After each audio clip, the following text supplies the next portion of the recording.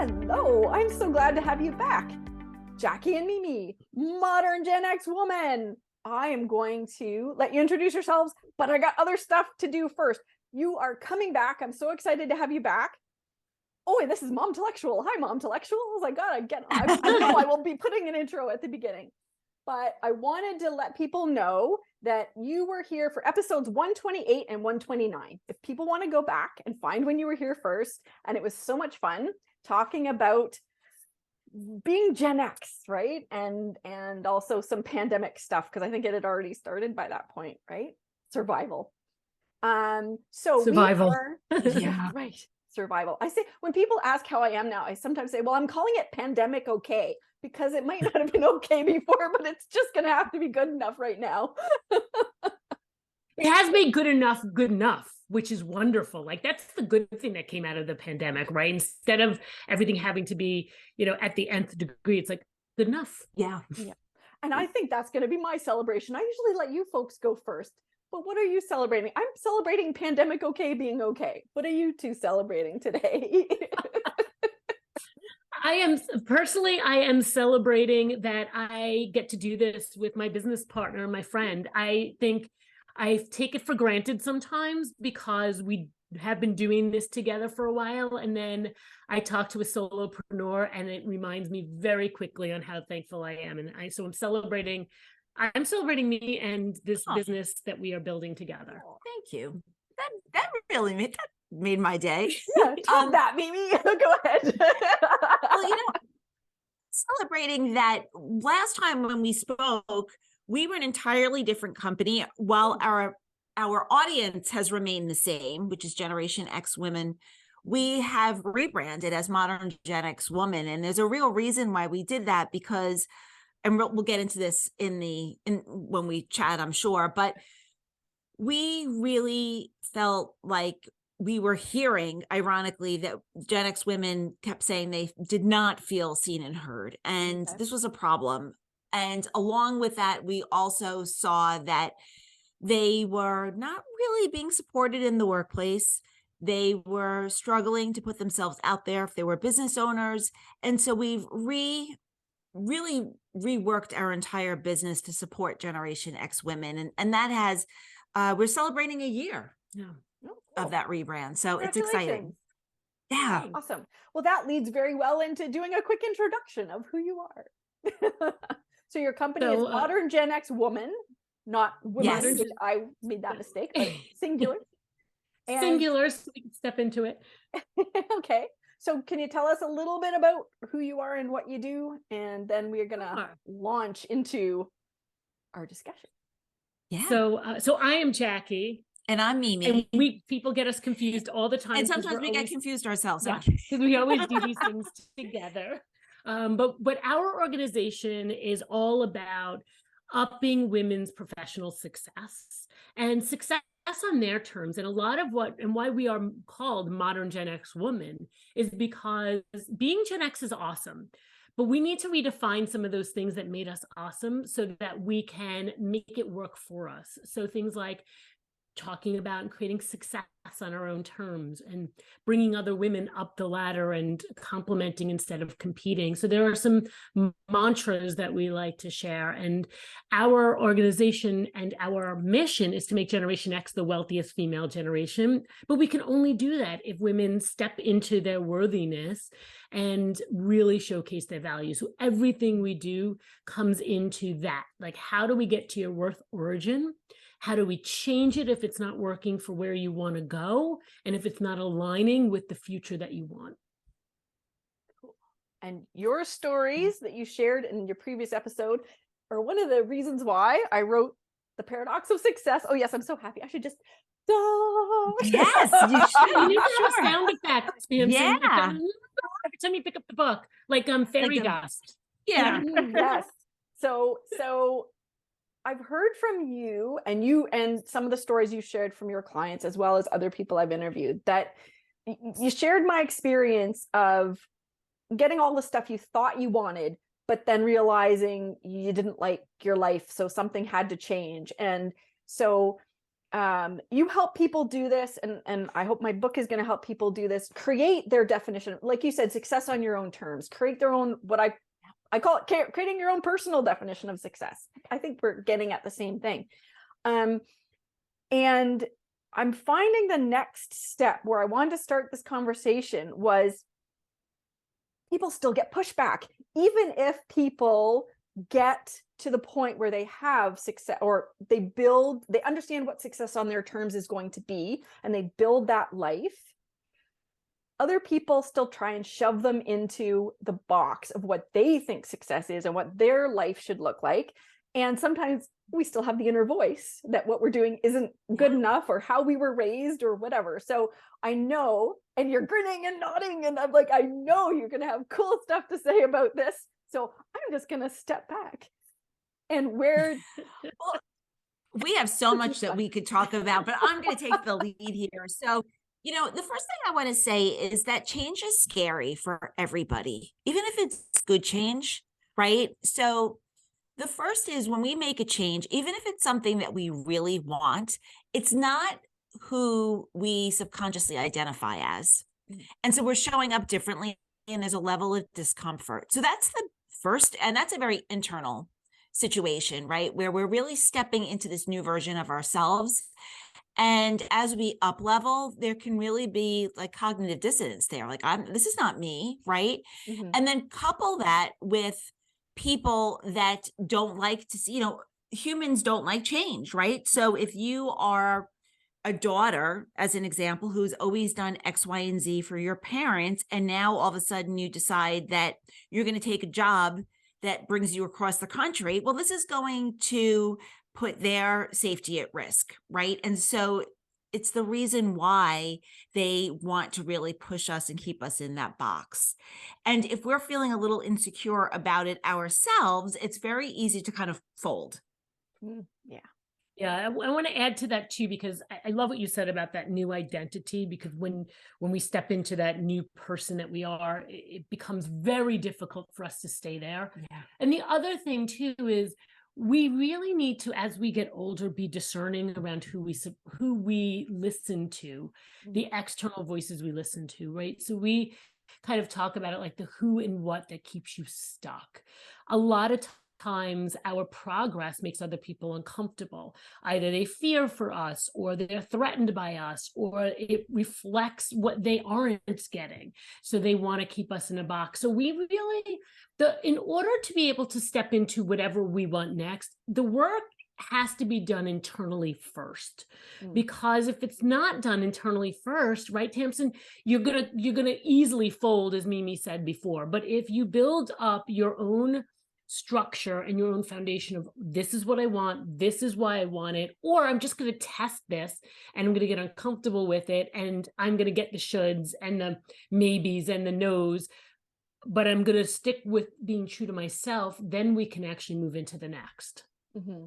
And I would just like to add to that and put a plug in for your Facebook group, because your Modern GenX Women Facebook group is one of the places I actually really enjoy hanging out. And basically it's the only place I regularly go other than the groups I run myself. And it ties in because I do think we need to do a lot of internal work ourselves, but we're also a very independent culture, and we're kind of taught we have to do it all on our own, but we usually need help. Right. And I think that having those core supportive people, which can take a lot to find them, but your group is very supportive, which is why I was, they're good. We love having you there. Yeah. Finding those people who are supportive, who also you feel get it, so you don't feel alone. All of that can, it's really hard to just do the internal work without that kind of support. Yes, it is, without a doubt. People that are familiar with personal growth and change know the possibility that's out there. But unless you have been enlightened, and I don't mean enlightened like better than everyone else, but just your eyes have been open to the possibility that exists, it's very easy to believe that where you are is where you have to stay. Mm-hmm. And as modern Gen X women, we believe that it's the opposite. You don't have to stay where you are. But when you're around people that don't understand that concept, it's very hard to get any kind of support or encouragement. So what happens is you put yourself out there and being vulnerable and asking for the support, which, like you said, is a difficult thing for Generation X women to do in the first place. And then you get someone who's like, that's a bad idea, don't do it, for whatever reason, right? Maybe they're afraid for you. Maybe they're afraid for themselves. You know, there could be a number of reasons. Maybe they just don't think it's possible. And that's the quickest way to kind of squash the seedling of an idea or a dream, really. And a lot of women get stuck there. That's it. But when you decide to really get out of that shell and you are very clear on what that vision is for yourself and where you want to go, it's really critical to make sure that you are around like-minded people and people that share in the belief that it's possible. That's really critical. And that is one of the reasons why we really foster the community in our Facebook group, because we want that community to be there for Gen X women and women 40 plus especially. Yeah, and you said something that really hits a nerve for me, Tamsen, and you said that loneliness. And I have to tell you that many of the women we work with in this mid part of their lives and their careers and their businesses, whatever, they feel very lonely. And but here's the rub. When they're lonely, they can do one of two things. They can kind of sit and wallow by themselves, that independence, right? Or they can find other like-minded people. But you can't find like-minded people who are allowing you to stay stagnant, right? And so one of the things and the reasons why we launched Modern GenX Woman, which used to be called The Resting Mind, is because of the book Why We Can't Sleep by Ada Calhoun, where she talked about all the things going on with Generation X women. However, the book almost made it okay, like, it's okay, collectively we're all there, and let's stay there. So you feel heard, but sometimes it also can make you feel like it's okay to stay stuck. And our mantra is, we want you to be heard, and you don't have to wait it out. You don't have to stay here, and you have the support that you need to push through and get to the other side. So there is a balance between doing it on your own, which isn't always good, asking for help, but also that loneliness. And when you're heard, making sure that you don't stay with the people who are going to support you staying stuck, right? But find that group that also is like, hey, you could do it, and let's cheer each other on, and let's push each other to be better. And that's not always easy to find. No, it's not. It really isn't, especially when you are doing something that's drastically different. So just as a little background, Jackie and I both had big corporate careers before leaving corporate America to launch businesses. And this was even before we had met one another. And both of us, we left for different reasons, but I remember sharing with people that I wanted to build a business, and they were like, are you out of your mind? You know, and even with Jackie, like Jackie can share her story, but, you know, people really projected their own fears or own vision of who they thought we were on us. And again, you know, it's really important to make sure that you're in community that sees the possibility of your vision. So Tamsen, you and I have both are for the Make It Work Online community, right? Jenny She's Make It Work Online community. So thank God I had that, because I was able to connect with women who were just starting out in the same shoes I was in, so that I didn't have to confide in the people that were closest to me, because they had no idea where I was. And they were like, just go back to work, you know? Yeah, when I started networking as even just a potential entrepreneur, I knew I wanted to serve moms, but I wasn't sure what I would be doing. I just knew I needed to do something. I love entrepreneurs. I finally felt like, and not everybody, but a lot of the people were like, I kind of like these people. I kind of feel like I fit in here, even though I didn't have a really good business idea. And it's just, I think it is partially what you were saying, Jackie, about find people who don't want you to stay stuck. Entrepreneurs are almost always moving and changing and seeing problems in the world and saying, I can fix this. I'm going to fix this somehow. And I think that that's, maybe I've lost sight in some sense, because I love hanging out with entrepreneurs, of how many people are pushing, are quicksand, the quicksand people. Yes. I avoid the quicksand people now. Yeah, there are a lot of lots. them. There are a lot of them out there. And, you know, and part of that too becomes our generation really has this need to feel secure. And they've confused security with longevity in an organization. So now they've been in their companies for 7 years, 10 years, 12 years. And the thought of leaving, everyone else is like, but you have this great job and there's security, and there's not security. And so all of those false narratives are playing into that conversation for women. So I always say, you know, the only person that can make you feel secure is you, right? You need to be secure knowing that you're capable of figuring it out. You're capable of change. You're capable of making different choices. And if you believe in that, then you can take that next step, because even if it's the wrong step, you're adult enough, confident enough, skilled enough, smart enough, bright enough, connected enough to make another choice and to figure it out. And I think that's the big thing. You don't have to stay where we are because we're feeling secure. And that word just drives me crazy because it's so false, but it's so It's true. just such an illusion, Yeah. right?